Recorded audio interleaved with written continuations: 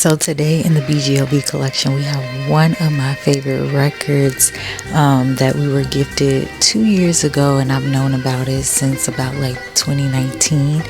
This is Gloria and Taylor. Love is a Hurtin thing. It is truly a gem in our collection. Every single track on this LP sits in a different part of my chest. I believe this is like a compilation of singles that were put together to make this LP. In the self-titled track, Love is a Hurtin thing, she's covering the Lou Rawls song and she's completely making it her own. There's just something about Gloria's voice where she perfectly paints hurt so intimately. You can hear that the musicians that she was working with was experimenting, trying different things and not worried about what works. The sound is described as Northern soul, psychedelic guitars, luscious orchestra strings.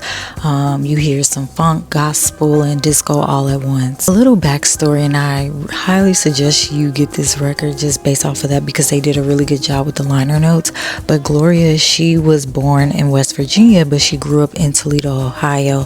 Her family was very religious. She started singing in a gospel group around the age of 10, and then at 13 her mother passed away and then she stopped. By 1966 she started singing R&B, and she was referred to as this little Aretha Franklin, doing reviews 4 nights a week at a nightclub called Greenlight. So a friend of Gloria who had connections to the music business had introduced her to a producer named Walter Whisenhunt.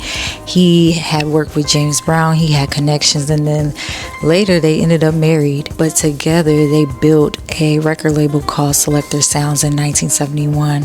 Herself, Gloria, her husband, Walter, and her brother Leonard. But a lot of things started to go wrong when she lived in Los Angeles, including getting evicted, and the master tapes which she had in her son's car got towed and everything was gone. Gloria ended up walking away. She left, moved back to Toledo, and sang in the church for a little bit. Overall, you can hear Gloria's story in the music. You know, the road got rough and the going got tough. But these nuggets remind you that just when you thought you heard every soul record that there is, there's a record like this that comes around.